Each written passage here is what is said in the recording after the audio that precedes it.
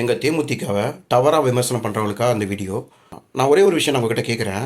மற்ற கட்சிங்க, ஒரு சில கட்சிங்க கூட பேச்சுவார்த்தை நடத்தும்போது நீங்கள் ஒன்று சொல்கிறீங்க, கூட்டணி பேச்சுவார்த்தை அப்படின்றீங்க. இதே தேமுதிக பேசும்போது மட்டும் கூட்டணி பேரம் அப்படின்றீங்களே. தேமுதிக மீது வேறு அவதூறு பரப்புறதுக்கு வேறு எந்த ஒரு சொல்லுமே உங்களுக்கு பயன்படலை. ஒன்லி பேரம். மற்ற கட்சிக்காரவங்க கூட்டணி பேசும்போது கூட்டணி பேச்சுவார்த்தை, இதே தேமுதிக மட்டும் பேசும்போது கூட்டணி பேரம். உங்களுக்கு வெக்கமா இல்லையா? இந்த மாதிரி ஒரு கருத்தை பதிவிடுறீங்களே, உங்களுக்கு வெக்கமா இல்லையா? ஒரு அவங்க ஒரு லேடிடா, ஒரு லேடி கேப்டனாக இருந்து இந்த ஒரு கட்சியை வழி நடத்துறது எவ்வளோ பெரிய கஷ்டம் தெரியுமா? உங்கள் தலைவர்களை பார்த்து தெரிஞ்சுக்கங்க, ஒரு கட்சி நடத்துறது எவ்வளோ கஷ்டம் தெரியுமா? உங்களுக்கு என்னடா தெரிய போகுது? வர்றவன் போகிறவெல்லாம் கருத்து பேசிகிட்டு இருக்கீங்களடா. உங்களுக்கு அரசியலை பற்றி என்னடா தெரியும்? ஒரு தனி பெண்மணியா, ஒரு வீர பெண்மணியா இவ்வளவு லட்சம் உள்ள தொண்டர்களை அரவணைச்சு ஒரு கட்சி நடத்துறது எவ்வளோ பெரிய கஷ்டம் தெரியுமா? எந்த ஒரு விஷயத்தையும் எடுத்தவங்க ஒருத்தவங்களாம் பண்ண முடியாது தம்பிங்களா. எந்த ஒரு விஷயத்தையும் எடுத்தவங்க பண்ண முடியாது அரசியலில். நீங்கள் என்ன வேணால் பேசுவீங்க. எப்படி தெரியுமா பேசுவீங்க? திமுக பக்கம் போனீங்கன்னா நீங்கள் திமுக வந்து பெரிய பெட்டி கொடுத்துருச்சு, அதனால் அந்நியர் அங்கே பணத்துக்கு ஆசைப்பட்டு போயிட்டாங்கன்னு இப்படி பேசுவீங்க.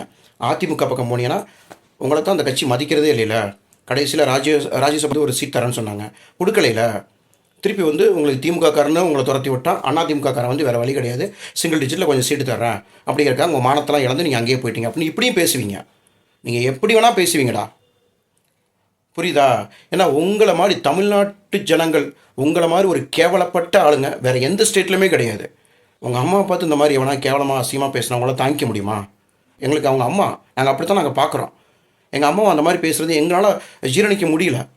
ஏன் அவதூறு பரப்புறீங்க? இல்லாத ஒன்றை ஏன் இருக்கிற மாதிரி ஏன் ஒரு பொய்யான பிம்பத்தை ஏன் மக்களிடையே ஏன் ஏற்படுத்துகிறீங்க?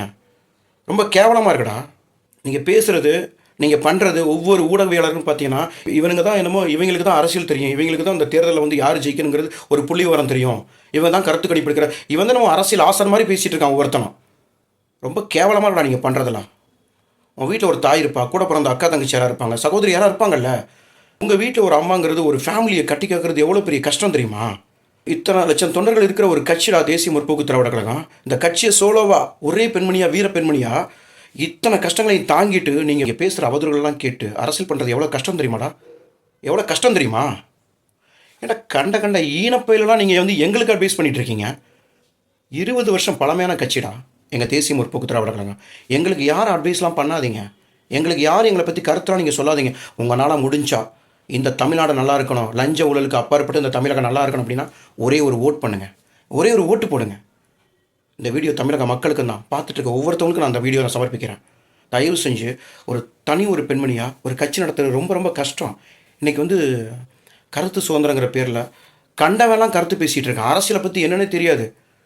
உன் வேலையில் ஃபஸ்ட்டு உன்னால் வின் பண்ண முடியுமா? உன்னோட வேலை நீ பார்த்துட்டு இருக்க, இதே உன்னோட துறையை சார்ந்த நீ உன்னோட வேலையில் நீ ஜெயிச்சு காட்டு. நீங்கள் பேசுகிற மாதிரிலாம் இங்கே ஈஸி கிடையாது, அரசியல் பண்ணுறது ஈஸியெல்லாம் கிடையாது. தேமுதிக மேலே அப்படின்னா உங்களுக்கு வன்மா? தேமுதிக மேலே அப்படின்னா உங்களுக்கு வன்மம்னு கேட்குறேன். திமுக காரனாக இருக்கட்டும், இல்லை அதிமுக காரனாக இருக்கட்டும், இல்லை பாமக காரனாக இருக்கட்டும், யாராக வேணா இருக்கடா. நீங்கள் உங்கள் வீட்டில் ஒரு பொம்பளை இருக்காங்களா? உன்னை பெற்ற ஒரு தாய் தானே, தாய் தானடா. அம்மா இருக்கா, இல்லை கூட பிறந்த அக்கா தங்கைகள் இருக்காங்க. யாராவது அவங்கள பார்த்து தப்பாக விமர்சனம் பண்ணால் அவங்களால தாங்கிக்க முடியுமா? எங்களுக்கு அப்படி தானே கோவம் வருது. எங்கள் அந்நியரை பற்றி பேசுகிறதுக்கு யாருக்கும் இங்கே அருகதை கிடையாதுடா, யாருக்கும் அந்த ரைட்ஸ் கிடையாது. உன் ஃபேமிலி பற்றி பேசுகிறதுக்கு என்ன ரைட்ஸ் எனக்கு இல்லையோ அதே ரைட்ஸ் வந்து உனக்கு கிடையாது. என் கழகத்தை பற்றி, எங்கள் அந்நியரை பற்றி பேசுகிறதுக்கு உனக்கு அந்த ரைட்ஸ் கிடையாது. ரொம்ப மனசுக்கு வந்து கஷ்டமாக இருக்குது தம்பிங்களா நீங்கள் பண்ணுறதெல்லாம், புரியுதா? ஏன்னா எங்களுக்கே ஒரு கட்டத்தில் வந்து என்னடா இவ்வளோ கேவலமான மக்களாக இருக்காங்க அப்படிங்கிற மாதிரி தோணுது. இந்த மாதிரி போச்சு அப்படின்னா தமிழ்நாட்டை யாருனாலும் எந்த கட்சிக்காரன் வந்தாலும், எந்த கட்சிக்கார ஆட்சி அமைச்சாலும் சரி, எந்த கட்சிக்கு நீங்கள் விட்டால் திமுக இல்லைனா அதிமுக, அந்த 2 கட்சிக்கு மாற்றி மாற்றின ஓட்டு போட்டு அந்த நாட்டை நாசமாக்கி சீரழிச்சு வச்சதே அவங்க கிடையாதுடா, நீங்கடா. பேசுகிறேன்னா உங்கள்கிட்ட ஒரே ஒரு வார்த்தை கேட்குறேன்டா. நீங்கள் வந்து பெட்டின்னு எங்கள் அந்நியாரையும் எங்கள் கட்சியும் தப்பாக பேசுகிறீங்க, பேரம் அப்படின்ட்டு பேசுகிற நாயை சமூக வலைதளம்டா. என்னால் அதுக்கு மேலே பேச முடியல. அந்த நாயே வந்து நிறையா டைம் நான் யூஸ் பண்ணுற மாதிரி இருக்கடா. நாய் ரொம்ப நன்றி உள்ளது. பேசுகிற ஈனப்பயில நான் உங்களை பார்த்து ஒன்றே கேட்குறேன். எங்கள் கட்சியை பற்றி பேசுகிற நீ ஓட்டுக்கு ஒரு 1000-2000 வாங்க மாட்டேன்னு உன் மனசாட்சி தொட்டு சொல்லு. உன்னால் சொல்ல முடியாது. ஓட்டை விற்கிற நாய் நீலாம் பேசக்கூடாது. 1000-2000 கொடுத்தா எவனுக்குனா நீ ஓட்ட போடுவா. 2000 டிஎம்கே கொடுத்தா அவனுக்கு ஓட்ட போடுவேன், 2000 சேர்த்து 4000 அதிமுக கொடுத்தா அவனுக்கு நீ ஓட்ட போடுவேன். ஓட்டை விற்கிற நாய், விபச்சாரி நாய் நீ பேசக்கூடாது. மாமா வேலை பார்க்குற எந்த பரதேசி நாயும் நீ பேசக்கூடாது. ஓட்டுக்கு காசு வாங்கிட்டு தான் நீங்கள் ஓட்ட போடுறீங்க. ஓட்டுக்கு காசு, ஒரே ஒரு ஓட்டுக்கு நீங்கள் காசு வாங்கும்போது இவ்வளோ பெரிய கட்சி தொண்டர்கள் இருக்க எங்களோட இவ்வளோ பெரிய கழகம் நீங்கள் நினச்சிட்டு இருக்கீங்களா? ஒரு கட்சி நடத்துறது ஈஸி நினச்சிட்டு இருக்கீங்களா? ம் உதாரணத்துக்கு ஒரு வச்சுக்கோங்க, ஒரு 10 சீட் கொடுக்குறோன்னு வச்சுக்கோங்க. 10 சீட்டில் உள்ள தொண்டர்கள் மூலிமா எங்களுக்கு ஓட்டை தான் ஃப்ரீ பண்ணி கொடுக்க முடியும். எங்கள் கூட கூட்டணி இருக்க தலைமைக்கு நாங்கள் ஓட்டு தான் ஃப்ரீயாக கொடுக்க முடியும். அங்கே இருக்கிற அந்த கிளையிலேருந்து, வார்டிலிருந்து, அந்த பகுதியிலிருந்து, அந்த மாவட்டம் வரைக்கும் யார் செலவு பண்ணுவா? உங்கள் அப்பா மட்டும் காசா? நீயே தலைக்கு 1000-2000 வாங்கிட்டு பிச்சை காசு உனக்கு தூக்கி போடுறாங்க, பிஸ்கட் நாய்க்கு பிஸ்கட் போடுற மாதிரி கவிட்டு போயிடுற. உனக்கே அந்த காசு தேவைப்படும் போது இவ்வளோ பெரிய கட்சி நடத்துகிற எங்களுக்கு ஒரு 10 சீட்டு கொடுத்தா 10 மாவட்டத்துக்கு எவன் ஒப்பனா செலவு பண்ணுவா? யார் செலவு பண்ணுவா? யார் செலவு பண்ணுவா? நாங்கள் எம்எல்ஏ ஜெயிச்சு எம்எல்ஏ கொடுக்குறோம்ல, அந்த காசு யாரை செலவு பண்ணுவா? என்னடா பேசிகிட்டு இருக்கீங்க கூட்டணி? இன்னொரு விஷயம், நிறையா நாய்களுக்கு அது புரிய மாட்டேங்குது. பேரம் பேசுறது பைத்தியங்களா? பேரம் பேசுறது பணத்துக்கு இல்லை, சீட்டுக்கு தான் பேரம் பேசுகிறோம். புரியுதா? எங்களுக்கு குறிப்பிட்ட சீட்டு வேணும், குறிப்பிட்ட தொகுதி வேணும்னு அந்நியாரி கேட்டால் அதை கொடுக்கணும். கொடுக்க முடியலன்னு சொல்லிட்டு போயிடணும். அதுக்கு தான் பேரம் பேசுகிறோமே தவிர பணத்துக்காக இல்லை. நாய்ங்களா பணத்துக்காக யாரும் பேரம் பேசலை. நிறைய பேருக்கு அரசியல் தெரியாமலே பணத்துக்காக பேரம் பேசுறீங்கன்னா ஆடு மாடு வாங்கலை பேரம் பேசுறதுக்கு. 10 தொகுதி கேட்டால் 10 தொகுதியில் நாங்கள் ஜெயிக்கணும்.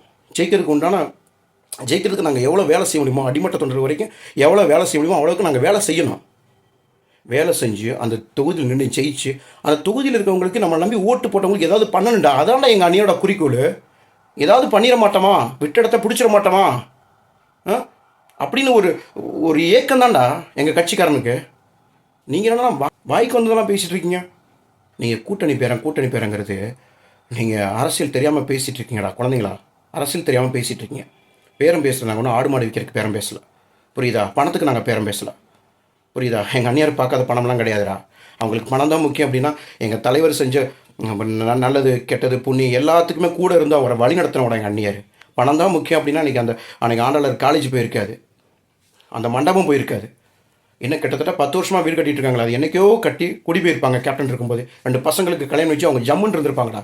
இப்படி மக்கள் கட்சின்னு இப்படி இருக்குன்னு அவசியம் கிடையாது. அவங்களுக்கு பணம் தான் முக்கியம் அப்படின்னு சொல்கிறீங்களே நாய்கள். அவங்களுக்கு தான் நான் சொல்கிறேன் அந்த பதில். பணம் தான் அப்படின்னு நினச்சிருந்தாங்க நாங்கள் அந்நியார் நிம்மதியாக இருந்திருப்பாங்கடா. அவங்க நிம்மதியாக இருந்திருப்பாங்க. இப்போவும் சொல்கிறேன், பேரங்கிறது பணத்துக்காக கிடையாது. எங்களுக்கு இத்தனை சீட்டு வேணும், இத்தனை தொகுதி வேணும், எங்களை நம்பி ஓட்டு போடுறவங்களுக்கு நாங்கள் ஏதாவது பண்ணணும். அதான் அட்லீஸ்ட் நமக்காக நம்ம தொகுதியில் ஓட்டு போட்ட ஜனங்களுக்கு ஏதாவது நல்லது பண்ணிட மாட்டோமா? கூட ஒரு 10 தொகுதி கொடுத்தா அந்த 10 தொகுதி மக்களுக்கு ஏதாவது நல்லது பண்ணிட மாட்டோமா அப்படிங்கிற ஒரு நப்பாசிலான நாங்கள் கேட்குறோம். நாங்கள் பேசுகிறது பேரங்கிறது பணத்துக்காக இல்லை நாய்ங்களா. நல்லா தெரிஞ்சுக்கங்க, பணத்துக்காக இல்லை நாய்ங்களா, தொகுதிக்காக. எங்களுக்கு இத்தனை சீட்டு வேணுங்கிறத நாங்கள் பேரம் பேசுகிறோம். புரியுதா? அவங்க கேட்குறது ஏன்னா உங்களோட மதிப்பு உங்களுக்கு தெரியும்டா. அதே மாதிரி தான் எங்களுடைய மதிப்பு எங்களுக்கு தெரியும். புரியுதா? எங்களுக்கான கூட்டணி அமைகிற வரைக்கும் நாங்கள் காத்திருப்போம்.